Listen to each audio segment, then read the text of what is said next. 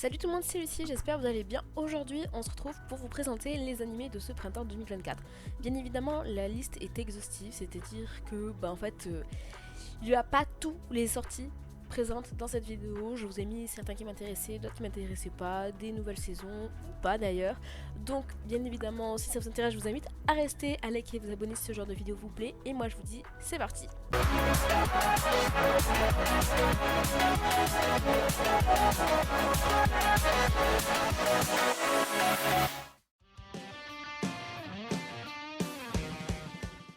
Après 8 ans à Paris, Ryu, lauréat du prix européen du meilleur cocktail, décide de retourner vivre à Tokyo et entame un nouveau pan de sa carrière en ouvrant son propre bar. Dans ce mystérieux établissement, réputé pour proposer les cocktails les plus surprenants du Japon, des clients de tous les horizons se rejoignent et racontent leurs problèmes autour d'un verre.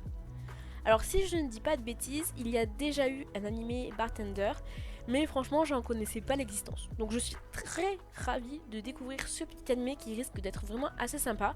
Sûrement sans grand fil directeur, c'est-à-dire que vous pouvez regarder les épisodes dans le désordre, et franchement c'est pas pour me déplaire de temps en temps. L'histoire se déroule dans une cité universitaire où chaque secteur est considéré comme indépendant. En temps ordinaire, c'est le conseil étudiant qui assure la coordination entre les secteurs et leur bonne entente. Le problème, c'est que la présidente du conseil a disparu. C'est un animé de mystère à l'école avec des nanas. Ok, franchement, pourquoi pas, même si je pense que je suis pas spécifiquement la cible, mais je suis quand même curieuse. Le thème me fait penser à un ancien animé, je sais pas si vous connaissez, c'était du style de Sherlock Holmes avec plein de couleurs, il y avait une robe rose, une bleue, une verte. Enfin, je l'ai regardé dans mes premiers, donc je ne saurais même pas vous remettre le nom, je crois que c'est Homme quelque chose. Bref, tout ça pour dire que de toute façon, je vais le mettre dans ma liste à regarder. Haruka et Kei formaient autrefois un redoutable binôme redouté sur les terrains de baseball. Malheureusement, leur légende prit fin lorsque Kei perdit la mémoire. N'ayant pu intégrer un lycée réputé pour son équipe, Haruka et Kei décident de former une nouvelle équipe, avec d'anciens adversaires qu'ils ont autrefois battus. On avait déjà du baseball, je sais plus, mais en tout cas voilà, je vous le présente, il existe. C'est une intrigue, disons, un poil différent, donc ce qui n'est pas pour me déplaire, ce qui me fait plaisir. On sent qu'il y a un effort derrière. Comme la plupart du temps, il s'agit d'une adaptation de manga. Je vais regarder l'animé. Sosuke est un détective assez pauvre qui, lors d'une filature, fait la rencontre de Sarah, une princesse utilisant la magie venue d'un autre monde.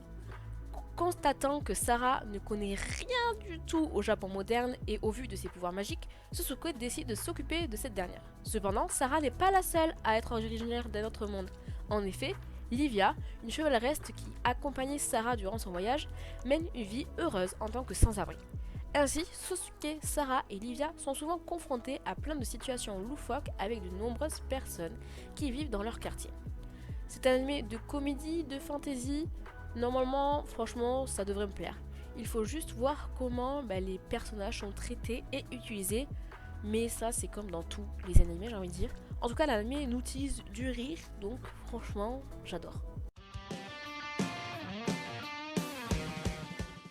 Quand un après-midi d'hiver enneigé, Otaru tend son parapluie à Anano, un de ses camarades de lycée qui vient de se faire larguer. Elle n'imagine pas encore que c'est le début d'une nouvelle histoire. En effet, ce garçon de la classe d'à côté débarque le lendemain pour lui faire une déclaration d'amour.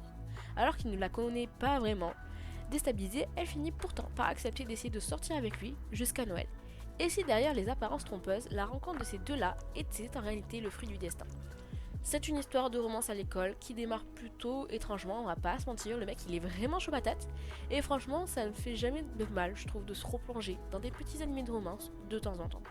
Après on est bien d'accord, il faut pas qu'il fasse 45 épisodes, mais à part si vraiment l'histoire est que top, mais si c'est un animé de romance comme je le pense, 12 épisodes ça fait toujours plaisir.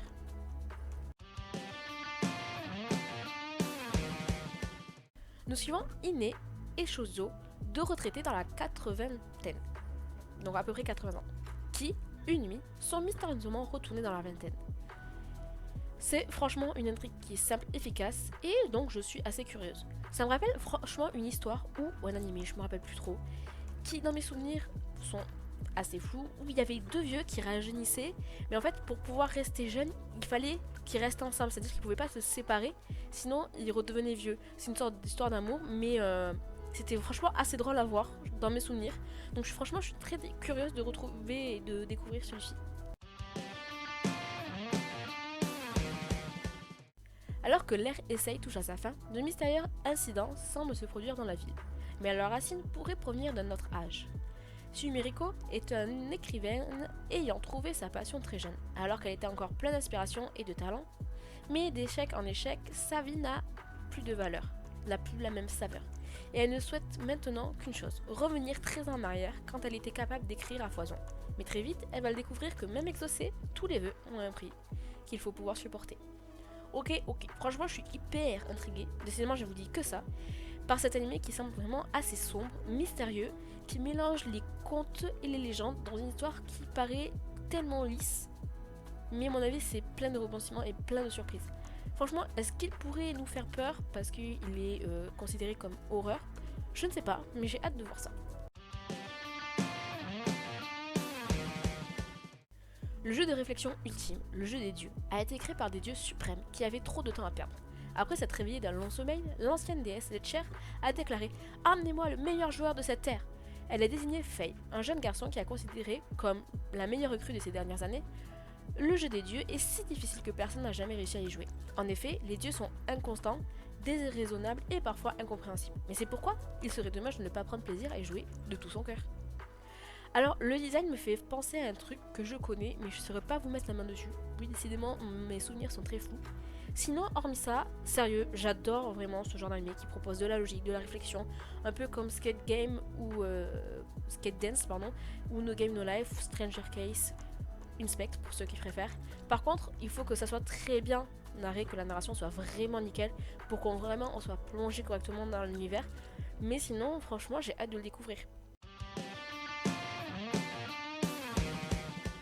Afin de faire face à la bataille qui arrive, Tanjiro va voir Himejima, l'actuel pilier de la roche, afin de participer à l'entraînement des piliers. Cet entraînement intense et exigeant a pour but d'améliorer les capacités et la santé physique de tous les pourfendeurs de démons. Gagner l'approbation d'Himejima semble impossible, mais Tanjiro n'abandonnera pas. Pendant ce temps, Muzan continue de rechercher l'endroit où se trouvent Nezuko et Ubuyashiki. Je suis au courant que le film, entre guillemets, est sorti et propose donc les premiers épisodes de cette saison. Mais pour être franche, je suis même pas encore à jour. J'ai pas vu le village le village là, avec ceux qui font des forgerons. Voilà, merci. Oui, je sais que ça le fait pas. Cette nouvelle adaptation retrace l'arc Public School et prend place juste après le film d'animation Book of Atlantic. Un jour, Ciel reçoit une lettre de la reine informant que Derrick et plusieurs élèves du Weston College, l'un des plus prestigieux pensionnats d'Angleterre au passage, ont soudainement disparu. Sébastien et Ciel s'infiltrent dans l'école Weston pour enquêter sur l'affaire. Tandis que le majordome prend le rôle de tuteur pour l'occasion, son maître se fait passer pour un étudiant ordinaire. Des rôles auxquels ils sont tous deux finalement habitués. Rapidement, leur attention se tourne vers les 4 préfets de l'école, Edgar, Lawrence, Herman et Gregory. À qui rien ne semble échapper. Trouveront-ils une piste pour élucider le mystère derrière les récentes disparitions? Alors, il faut savoir que je suis une grande fan de Black-Booter. En fait, en gros, c'est le premier anime que j'ai vu. Et mon dieu, je l'aime d'amour. J'ai hâte de continuer à découvrir Ciel et surtout Sébastien, n'est-ce pas? Et je pense que beaucoup de personnes l'attendaient très sincèrement. Surtout qu'en fait on a le droit à de nouveaux graphismes entre guillemets, c'est-à-dire des graphismes qui sont adaptés à l'année dans laquelle on se situe, parce que Black-Booter, rappelons-le, c'est sorti il y a quand même un petit moment. Après un certain temps passé à l'université de magie de Ranoa, Rudess a finalement repris goût à la vie, notamment suite à ses retrouvailles avec Steve Fate. Maintenant réuni avec son premier amour de jeunesse, Rudy est plus déterminé que jamais à aller de l'avant et envisage même d'ouvrir un nouveau chapitre de sa vie en s'unissant avec la jeune elfe. Mais comme bien souvent dans la vie de Rudus, le bonheur n'est que de courte durée et il semble que son passé n'en est pas encore terminé avec lui. Je sais que cet animé est hyper connu, mais sans vouloir vous mentir, je ne l'ai jamais regardé. Mais je vous promets qu'en fait il est dans ma liste à regarder. Mais j'ai juste pas le temps parce que là il y a déjà beaucoup de saisons qui sont sorties. Et en fait j'aime bien finir un animé avant d'en commencer un autre. Vous voyez ce que je veux dire? Donc en fait déjà je suis en train de rattraper One Piece, c'est une catastrophe. Vous voyez, pour vous donner une ordre d'idée sur ma liste à regarder, c'est vraiment le cas. avril 2096. Malgré toute l'agitation dans laquelle ils ont été impliqués, Tatsuya et Miyuki sont passés sans encombre en deuxième année. À la suite de tous les accomplissements de Tatsuya, un nouveau programme d'études intitulé Cours d'ingénierie magique a été mis en place, ce qui lui donne une nouvelle place à l'école. Mais ses nouveaux cours et son poste de vice-président du conseil des élèves, il est certain que cette année, il pourra passer des moments paisibles à l'école avec sa sœur. Cependant, l'arrivée de 3 nouveaux nombres, entre guillemets, qui viennent semer les ennemis en première année va rapidement bousculer son paisible quotidien. Alors je savais même pas qu'il y avait des gens qui avaient réussi à passer la première saison. Non mais je rigole bien évidemment, mais plus sérieusement, en fait cet animé avait tout pour me plaire. C'était une histoire de mec un peu sous-coté par tout le monde, mais qu'en fait hyper badass. Mais en fait ce qui m'a bloqué, c'est désolé, mais la relation avec les personnages principaux, j'ai pas pu, ça m'a stoppé direct. Donc il sera jamais fini de mon côté, désolé. L'histoire débute dans le village de Passora au moment du festival de la moisson. Contrairement à la plupart des habitants du pays où se déroule l'histoire, les habitants de Passora sont païens et croient à une divinité loup, au loup. La légende raconte qu'un pacte entre les humains et les loups a été conclu afin d'assurer de bonnes récoltes de blé. Mais les villageois ne prennent plus la légende au sérieux. C'est grâce à des méthodes plus modernes que les récoltes sont devenues plus abondantes. Lorenz est un marchand ambulant. Il vend par exemple de la fourrure et fait des échanges. Alors qu'il s'apprête à quitter le village, Lorenz découvre à l'arrière de sa carriole une jeune femme possédant des oreilles et une queue de loup, qui se présente comme la divinité des lieux. Elle demande à Lorenz de l'amener avec lui, puisque les habitants ne semblent plus avoir besoin d'elle. Mais franchement, mais qui se rappelle de cet animé? Et oui, franchement, il s'agit d'un remake. Et je vous le conseille, franchement, les yeux fermés. Si vous aimez les animés d'aventure mélangeant romance, fantastique, vous allez kiffer. Perso, j'aime trop et j'ai trop hâte de le redécouvrir en nouvelle version, car ça fait très longtemps que je l'ai regardé. Certains ne comprendront pas peut-être l'utilité des remakes, parce que vous dites, bah oui, il y a l'ancien, t'as qu'à regarder l'ancien. Mais malheureusement, et désolé de vous l'apprendre, il y a beaucoup de personnes qui ne regardent pas les anciens animés à cause des graphismes. Alors je trouve ça vraiment très dommage. Mais bon, du coup, les remakes sont pas forcément pour me déplaire, surtout quand c'est des anciens trucs comme ça qui sont pas spécifiquement connus. La pétillante et énergique Imari, étudiante en première année de lycée, tombe amoureuse d'une grande et belle fille nommée Yuri, après avoir entendu son groupe jouer pendant la cérémonie de rentrée. Incapable de retenir son enthousiasme, Imari décide de déclarer sentiment à Yuri et à la surprise d'Imari, elle lui répond qu'elle aime aussi. Mais lorsque Imari se rend compte qu'elle ne ressent pas le même amour que Yuri, elle commence à se demander qu'est-ce que l'amour signifie. C'est une romance qui a l'air douce, mignonne, romantique et très intéressée franchement par cette découverte, qui est aussi adaptée d'un manga pour les plus curieux que je ne connaissais pas. Fort de ses connaissances et de son talent, la magie du petit Lyode s'améliore à un rythme alarmant, et sa réputation dans le monde s'étend magistralement. Cependant, Lyode passe son temps à faire des recherches et des expériences dans son propre intérêt. Un jour, Lyode apprend que des livres dangereux et interdits et de terribles sorcières sont enfermés dans le sous-sol du château. Et il se dirige vers la bibliothèque souterraine sans le dire à personne. Il y rencontre un homme terrifiant qui lui fait part d'une révélation surprenante. Oui, pourquoi pas. Franchement, je sais même plus trop quoi dire à partir du moment où c'est des isekai, parce qu'on en voit tellement. Mais franchement, je suis toujours prête à les découvrir, même si c'est pas toujours extraordinaire. L'histoire a l'air vraiment de changer, ça a l'air d'être un personnage un peu plus... je veux pas le faire pour les autres, je le fais pour moi, et c'est pas le truc que j'ai l'habitude de regarder, on va dire. J'aime bien regarder, parce qu'en fait, ça se fait toujours plaisir. Un perso qui est pas forcément dans la galère, vous savez, qui s'améliore très vite. Bon, j'aime bien, franchement, ça fait passer le temps. Suite à la défaite du roi démon Cléman face à Limul, lui-même devenu un roi démon à son tour en massacrant l'armée de Falmut, le Saint-Empire de Libellus, hostile aux démons, se retrouve dans une position très délicate. En effet, Hinata, chevalier en chef de la garde impériale et capitaine des forces armées de l'Empire, s'est récemment attaqué au Salam le plus fort du monde, créant un conflit qui pourrait exploser à tout moment.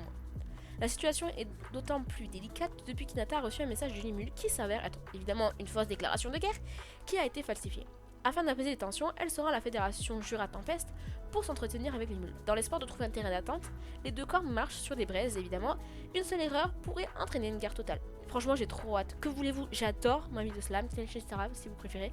J'ai adoré la saison 1, j'ai adoré la saison 2. Franchement, même pas, elle était incroyable. J'ai hâte. Je vais dévorer. En fait, je vais le regarder. Si un épisode sort par semaine, je regarderai un épisode par semaine. Vous voyez, celui-là, il va pas rester très longtemps dans ma liste à regarder. Réincarné dans un nouveau monde peuplé de monstres et dirigé par la magie, Ars, qui avait jusqu'ici toujours été un loser, se retrouve dans la peau d'un jeune aristocrate. Problème, dans ce monde, il est loin d'avoir annoncé le rôle d'un pro chevalier. Ses capacités physiques sont une nouvelle fois minces, mais on a cependant le doté d'une faculté importante, celle de pouvoir évaluer ses semblables. Grâce à cela, il parvient à réunir une équipe d'aventuriers de talent afin d'asseoir sa puissance sur son territoire. Bon, c'était trop beau pour être vrai que je vous en présente quand même, franchement. Mais c'est abordé d'une autre façon, on va dire. Vu que le perso est entre guillemets faible, même s'il a une compétence surquittée, c'est une approche qui peut être intéressante. Je ne suis pas spécifiquement réticente. En escaladant un tour mortel, Oscar cherche le pouvoir de sa gardienne nommée Tincha. Il espère que son incroyable magie pourra briser une malédiction qui tue toute femme qu'il prend pour épouse. Mais lorsque le prince voit la beauté de Tinasha, il a une meilleure idée.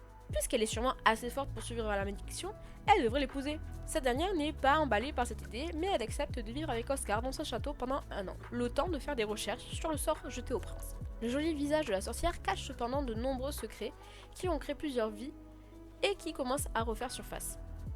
Franchement, ne demandez pas pourquoi, je suis vraiment très hypée par l'idée du truc. Ça reste une romance, d'accord, mais à mon avis, ça va changer et ça a l'air très sympa, en tout cas pour moi. Orpheline, Mito, est à la rue où elle survit. Travestie en garçon à l'insu de tous, alors le jour où elle perd son emploi, son univers s'effondre.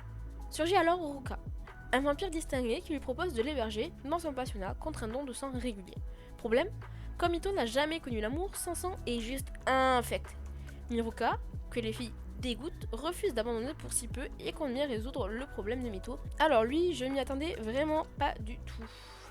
Je lis un manga, enfin j'ai le tome 1, plutôt sympa, mais dans mes souvenirs, le protagoniste masculin n'était pas aussi beau gosse. Enfin, c'était censé être un beau gosse, mais pas autant. Enfin, mais du coup, si je l'ai acheté, c'est que c'est un type de romance que j'aime, donc oui, je vais le regarder. Depuis la perte des membres de sa famille dans un accident, Asuna est devenue un lycéen extrêmement timide, sauf avec son amie d'enfance, Mitsumi. Un jour, Atsuno apprend que cette dernière est en réalité la chef de la famille d'espions la plus puissante au monde. En plus d'avoir un frère aîné extrêmement possessif et jaloux de sa relation avec Mitsumi, afin de ne pas être tué par ce dernier, Asano voit dans l'obligation de devenir un membre de la famille Ayosakura, en épousant cette dernière. Bon, celui-là, j'ai les 2 premiers tomes. Franchement, il est sympa, mais j'ai pas kiffé plus que ça à la lecture. Pourtant, franchement, il y a plein de tomes qui sont sortis. Je crois qu'on est au tome 20 et plus. Ça mélange romance, comédie. Pour la comédie, là, il y a vraiment pas de soucis. C'est hyper sympa. Ça me fait vraiment très rire. Maintenant, c'est plus du côté de la romance. Je trouve que ça pêche énormément. Je la trouve pas très bonne. Mais bon, le cœur de l'histoire étant vraiment ce côté romance, c'est pour ça que je suis pas spécifiquement fan. Mais bon, que voulez-vous, je regarderai quand même. Après avoir été exclu du circuit professionnel, Hiragashi se retire sur une île de la préfecture de Kagoshima où elle fait la connaissance de la jeune Tombo. Cette dernière joue au golf chaque jour mais a une particularité qui intrigue Hiragashi. Elle ne joue qu'avec un fer 3. Cette fois, on part sur du golf. Bon, c'est pas le premier qui sort, mais celui-ci m'intéresse plus que l'autre. Pourquoi ? Parce qu'en fait, les dessins me font énormément penser à l'anime sur le pianiste de la forêt. Vous voyez à peu près de quoi je parle. C'est sorti il y a très très longtemps, mais j'aime beaucoup. En tout cas, l'anime était top. Donc je pense que je ne vais pas être déçue de celui-là. En tout cas, ça a l'air plutôt intriguant et un peu moins prise de tête que ceux qui sont sortis sur le golf. Après avoir été assassiné, Kanata se réincarne dans le corps d'un faible gobelin du nom de Goburo. Cependant, ce dernier a conservé les souvenirs de sa vie antérieure. Bien que faible au départ, Goburo va rapidement devenir l'un des piliers de la race des gobelins grâce à sa compétence d'absorption qui lui permet d'obtenir les pouvoirs de ce qu'il mange. Dans ce monde où le plus fort survit, cette histoire va suivre l'ascension fulgurante de Goburo et de ses camarades. Franchement, je suis hyper intéressée. Sachant que j'aime ce type d'évolution. Alors, j'aimerais juste prévenir qu'apparemment il y aura de la violence. L'anime est quand même classé 16 ans et plus. Donc à mon avis, il va pas être mignon tout plein, mais c'est vraiment pas pour me déplaire. Alors, j'espère que cette vidéo vous aura plu. Il y a énormément de styles d'animés différents que je vous ai proposés. Je pense que vous pourrez trouver votre bonheur. N'hésitez pas à me dire si y a un en particulier qui sort ce printemps et que j'ai pas cité. En tout cas, moi je vous dis à bientôt pour la semaine prochaine pour une nouvelle vidéo.